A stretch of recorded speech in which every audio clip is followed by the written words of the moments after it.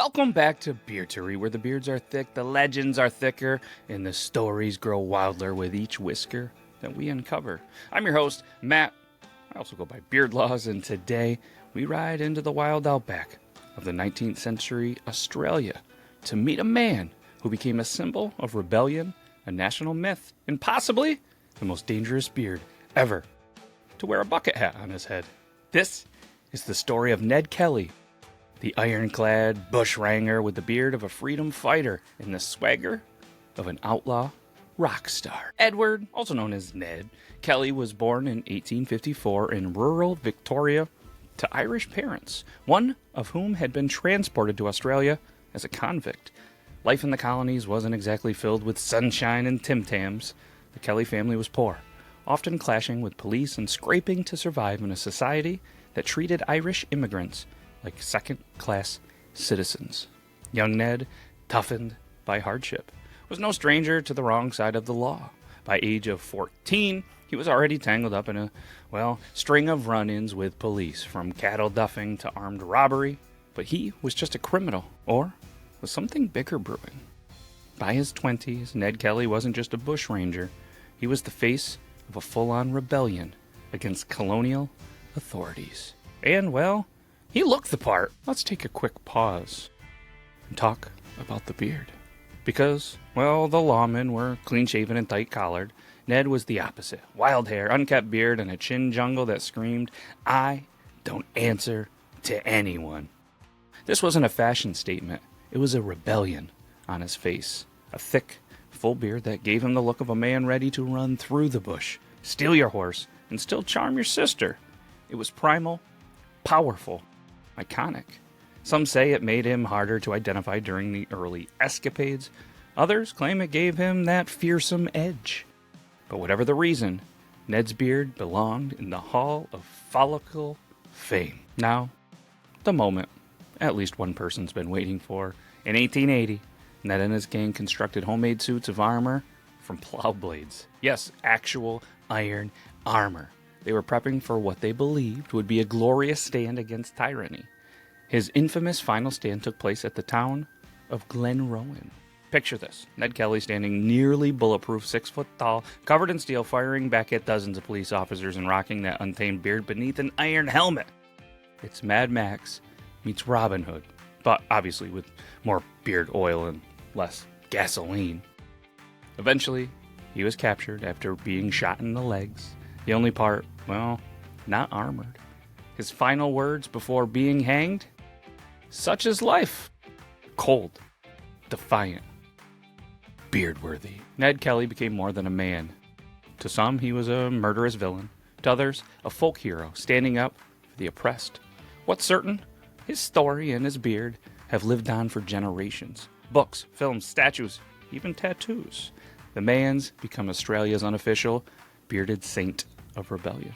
Sure, he wore armor, but that beard, that was his first defense against conformity, against control, against shaving. Let's go ahead and rank the beard. Maybe this is the moment you've really been waiting for and you skipped to it and you're like, hey, let's rank the beard. I'm here. Well, you're here. I'm here. Let's do this. Because his beard's in.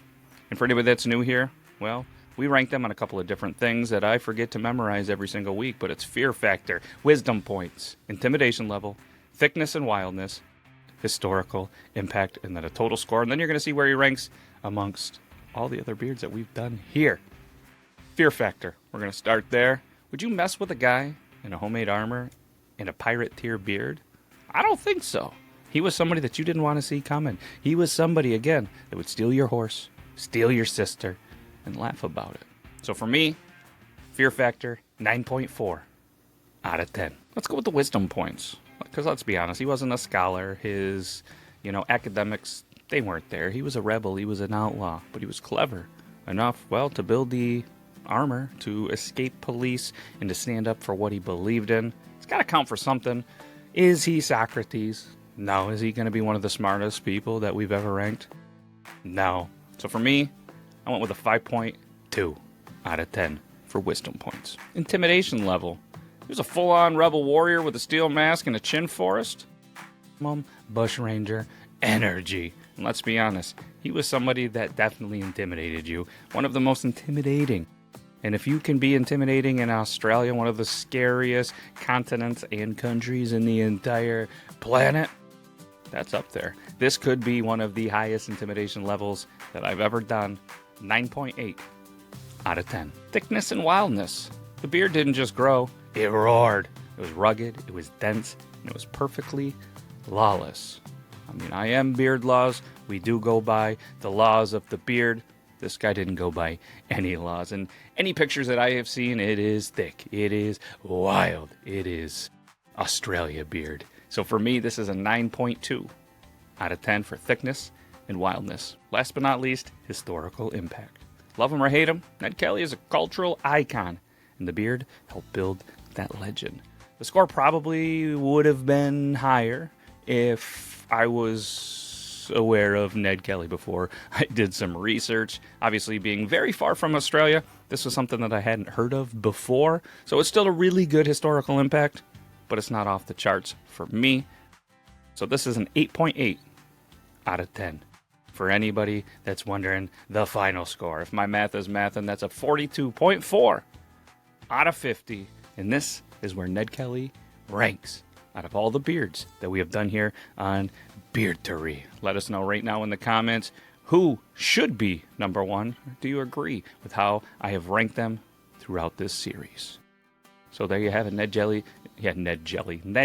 Kelly joins the ranks of Beardtory's elite, where beards are more than facial hair. They're symbols, they're shields, they're statements. And that's it for this week's episode of Beardtory. If you liked hearing about Ned's iron suit and iron will, let us know.